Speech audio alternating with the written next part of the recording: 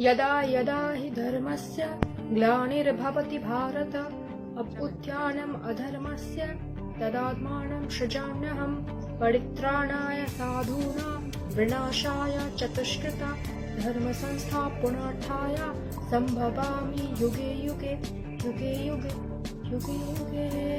ओम नमो भगवते वासुदेवाय। Hi guys, I am your favorite devotee, Krishna devotee Suparna, #KDS.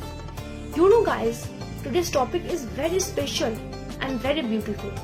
Today's topic is evolution of Hinduism. So, let's get started. Vishnu Puran said to be written around 100,000 BCE ago, at least 3,000 years old or maybe much more. That came to be known as the intellectual Vash. On the other hand, Charles Darwin proposed the theory of evolution in 1859, less than 200 years. His theory came out to be similar to the one stated in the Vishnu Puran. इसका मतलब क्या है? इसका मतलब ये है कि विष्णु पुराण तो बहुत ही बड़े और बहुत ही ज्यादा ईयर्स पहले लिखा गया था, वो भी किसके द्वारा? महर्षि वेदव्यास के द्वारा। लेकिन उसके बाद चार्ल्स डार्विन, जो बड़े साइंटिस्ट भी है, बायोलॉजिस्ट भी है और नेचुरलिस्ट भी है, उन्होंने लिखा था क्या? उनके थ्योरी ऑफ एवोल्यूशन में हिंदुइज्म के विवर्तन के बारे में, इंसानों के जो विवर्तन हुए उसके बारे में लिखा था। ठीक है। Summarizing the pages of Vishnu Puran, we came across that when humans evolved, their average lifespan reduced along with their size. Rama, the 8th avatar of Lord Krishna, documented to be 8 feet tall. He ruled over Ayodhya for several years, often returning from 14 years of his exile. On the other hand, the 9th avatar of Lord Krishna, documented to be around 7 feet tall. He lived for 125 years. तो इसका मतलब क्या है कि Darwin के जो तत्व थे उसमें थे क्या? कि जो अवतार बताए गए हैं विष्णु पुराण में, वही डार्विन ने बताए थे कि जो भी विवर्तन के द्वारा जो भी प्राणी सृष्टि होंगे, जो भी मनुष्य में है, वो प्राणी का मनुष्य होने के साथ साथ उसकी आयु कम होगी, क्योंकि उनकी एज तो बढ़ती जाएगी लेकिन उसके साथ साथ वो ज्यादा कम दिन बचेगी। लेकिन वही बात विष्णु पुराण में भी आता है। Okay, not only Darwin theory of evolution is described in the Puranas of Sanatana Dharma, but there are many other examples. One such example is form geography, where Bhugol represents the Earth is round was known a few thousand years ago and was rediscovered later by Aristotle, will proven by Galileo. जो चीज विष्णु पुराण में बताया गया है इंसान के बारे में, इंसान के मनुष्य के विवर्तन के जो तत्व दिए गए हैं, जो सिद्धांत है, जो चार्ल्स डार्विन ने 1859 में बताया, वही चीज विष्णु पुराण में भी है, सेम चीज। लेकिन उसमें क्या है? जो चीज उन्होंने बताया ठीक उसी प्रकार से उस एग्जाम्पल के द्वारा ही एरिस्टोटल ने बताया। जियोग्राफी जो सब्जेक्ट में पढ़ते हैं, जो स्टूडेंट जियोग्राफी पढ़ते हैं, उनको अच्छे से पता होगा ठीक कि एरिस्टोटल बताया कि हमारा जो अर्थ है वो सर्कल टाइप के दिखते हैं, गोल, तो भूगोल बताया जाता है ज्योग्राफी को। ठीक उसी प्रकार के वही तत्व बाद में गैलीलियो भी बताया। ठीक उसी प्रकार से पहले हमारे महर्षि वेदव्यास जी ने मानव की उत्क्रांति का सिद्धांत दिए थे विष्णु पुराण के द्वारा, विष्णु के दशावतार में। ठीक वही सिद्धांत बताया गया है चार्ल्स डार्विन ने उनके बुक में, on the origin of species, उस बुक का नाम है। According to mythology, after Vedvyas was done with the writing of the epic Mahabharata, he was included in writing 18 Mahapurans. Vishnu Puran is one of them.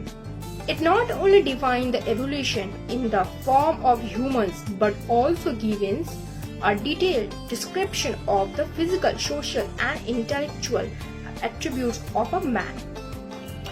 पौराणिक गाथा के अनुसार महर्षि वेदव्यास जी ने महाभारत के बाद 18 महापुराण को लिखा था। उसमें विष्णु पुराण एक है।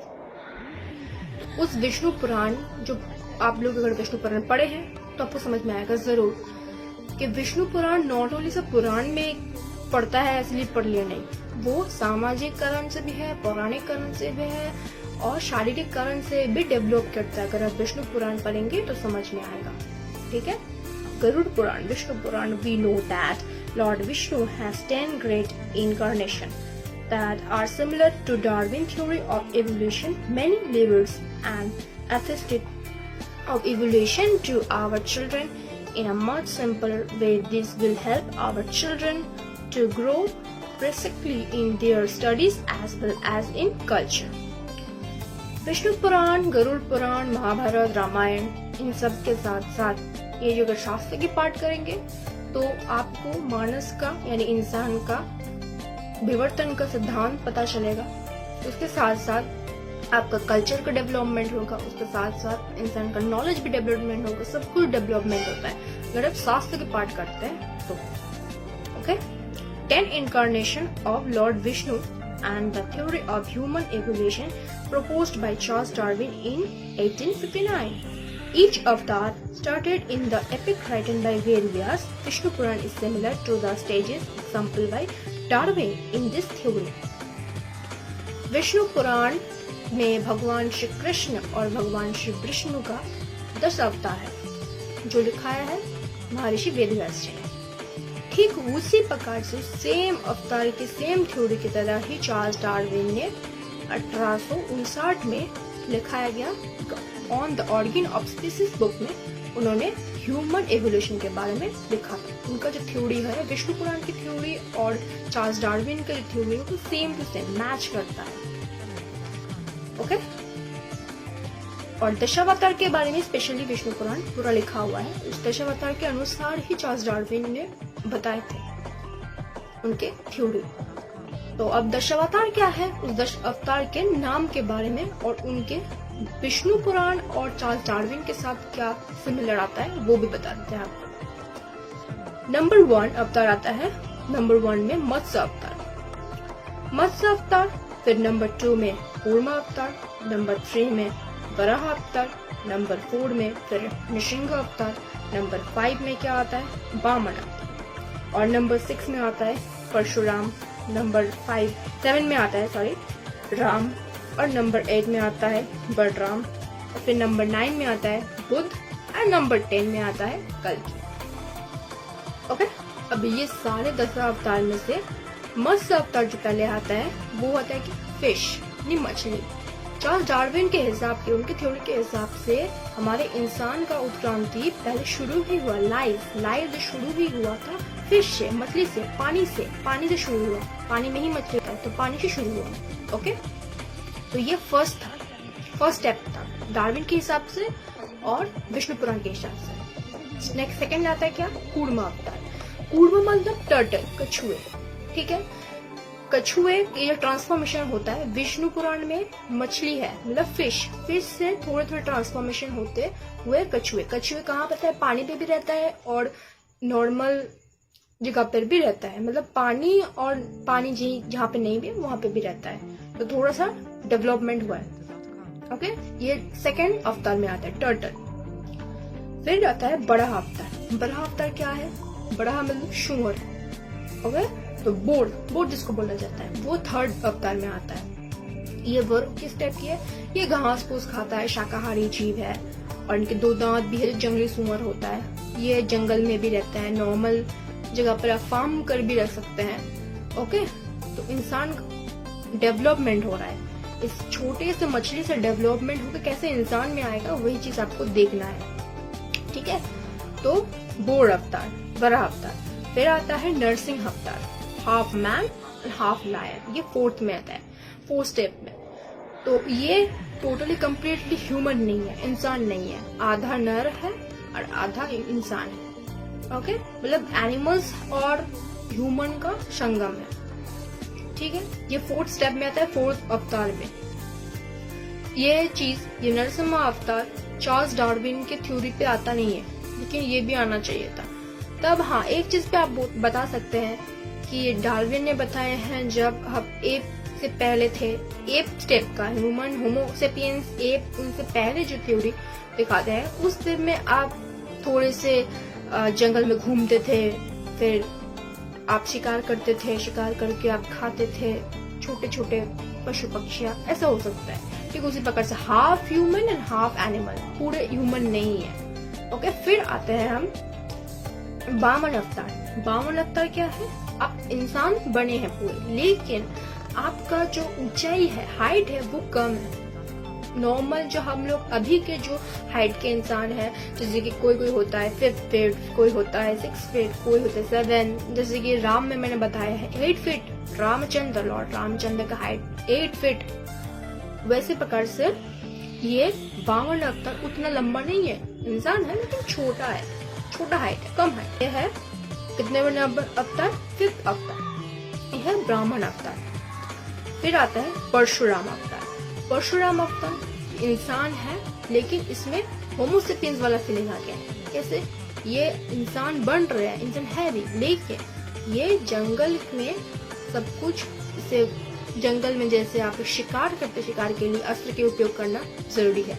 ठीक उसी प्रकार से ये अस्त्र के बारे में पूरे डिटेल्स जानते हैं। परशुराम जी को धनुर्विद्या आते थे, उनके पास एक्स थे जो स्पेशल अस्त्र थे, एक्स कुल्हाड़ी जो बता देते, उससे वो क्या करते थे, सारे क्षत्रिय जो राजा थे उनको निधन किए थे। तो वो लीला आता है विष्णु पुराण में, परशुराम द वॉरियर अवतार। ओके, ये आता है 6 में। अब 7 में क्या आता है? 7 में आता है Lord Ramchandra. Okay, Lord Ramchandra क्या है? रामचंद्र द मोनराइज 7 में आता है। इंसान है, ये क्षत्रिय है, फिर क्षत्रिय से वनवास गए हैं, उनकी जो पूरी लीला है वो चीज में आता है रामचंद्र अवतार में, विष्णु पुराण में। फिर क्या आता है? फिर आता है बलराम। बलराम आता है जो श्री कृष्ण का भाई के रूप में, बड़े भाई के रूप में काउ वर्ड बोला जाता है। ओके, ये आता है 8 अवतार में। फिर आता है 9 बुद्ध। बुद्ध क्या है? सबको शिक्षा देता है, बुद्ध अवतार, टीचर। ओके, इसमें इंसान की आती है जब इंसान ब्राह्मण, क्षत्रिय, बुद्ध, शूद्र जो है चीज, वो सब जिसमें आता है। ओके, और लास्ट में क्या आता है? कल्कि। कल्कि क्या? कल्कि अभी तो आया नहीं, आने वाला है। वो पहले से बता दिया चुका है कि कल्कि अवतार आएंगे। ये सारे पहले के जो कल्कि के सारे जो अवतार मैंने बताया वो सब आ चुके हैं, लेकिन कल्कि अवतार अभी नहीं आए हैं। ठीक है, कल्कि अवतार आएंगे बहुत जल्द। अगर आप लोग ये सारे अवतार से अभी तक कुछ नहीं सीखे तो कल्कि अवतार ऑब्वियसली आपको आके बहुत कुछ सिखाएंगे। ठीक है।